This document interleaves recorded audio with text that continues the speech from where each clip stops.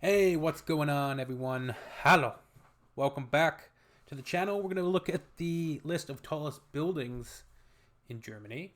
It does exclude radio masts and towers, observation towers, steeples, and chimneys. So this will be strictly buildings, which is notable because a lot of countries and a lot of structures around the world aren't buildings, but they're much taller structures, but they don't consider them as buildings. Like Canada, we have the CN Tower in Toronto, which is an iconic part of the skyline in Toronto and used on a lot of imagery and iconography around the world. But it's not really considered a building, even though I don't really know why. I mean, the CN Tower, you can go up in like an elevator thing and eat dinner up there. I think you can, anyways.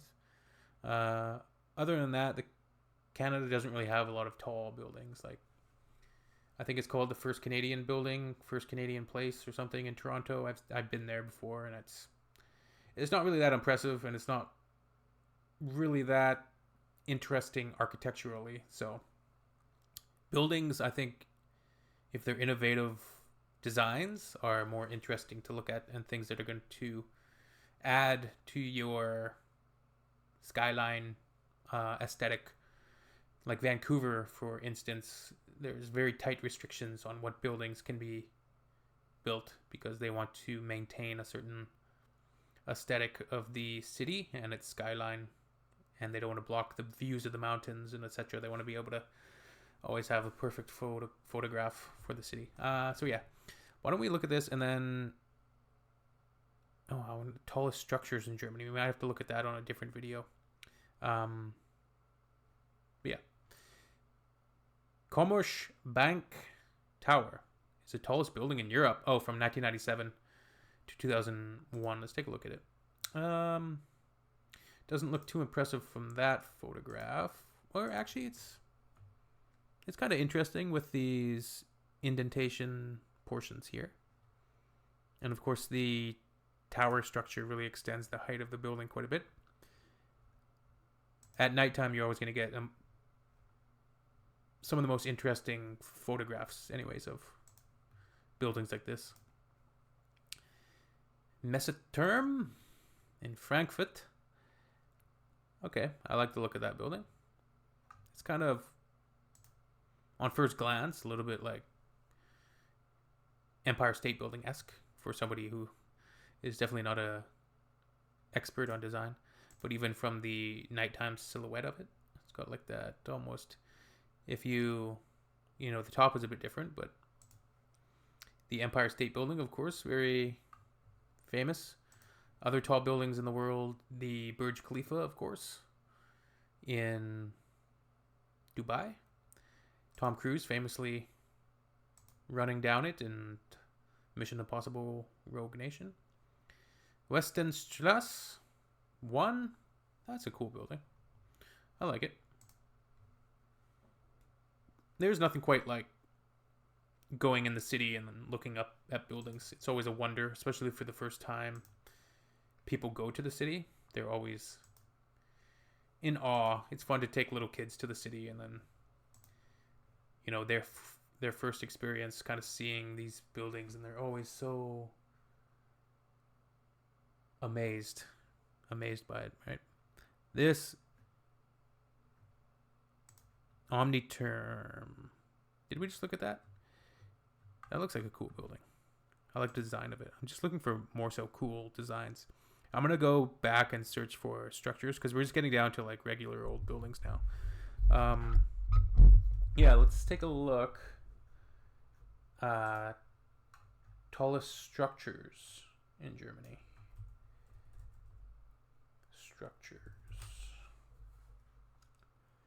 List of the tallest structures in Germany. Berliner Fernsehturm. Built in 1969. Whoa. We got a picture of it? Oh, cool. It's kind of, sort of similar to the CN Tower, it looks like. I wonder how it compares in height. So this tower here is totally 1,207 feet. CN Tower height 1,207 feet. So the CN Tower is, what are we at? 1,815 feet. Wow. So I didn't really know the CN Tower. Yeah, it's iconic and you can't miss it. It's cool when you're in Toronto, like in Etobicoke, it's called. Like it's a little suburb area, and you can walk all the way along the beach until you can see the tower the whole way. Right? It's very cool. Let's go back to those structures. Where did our structures go? Is it this one or this one? So that's cool. The Fernsehturm Berlin. Very tall though.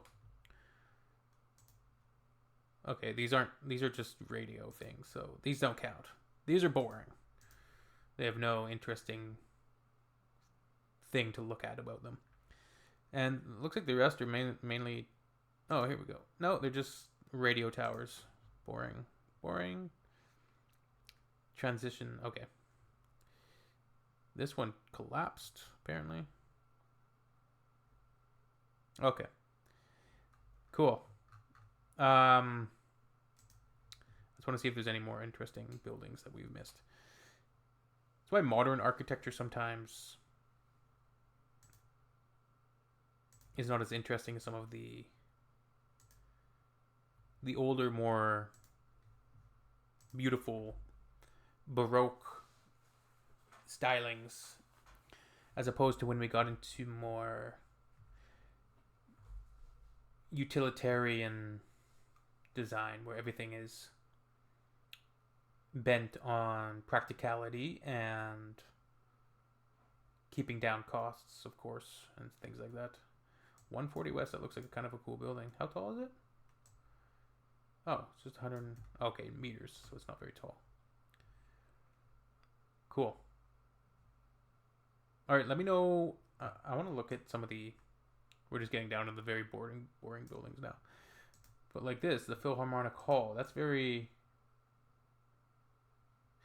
striking, right? You're going to be able to spot this structure. It becomes a fixated point on the skyline. I like that structure. It's very. I'm gonna have to look at just interesting buildings as opposed to the tallest buildings. And I'm sure Germany has some. Oh, the Kohlhoff Tower. So like a brutalism design almost. BMW headquarters. That's pretty cool. Wow. Of course, BMW, iconic. All right, interesting. Okay, we'll see you soon. Tschüss.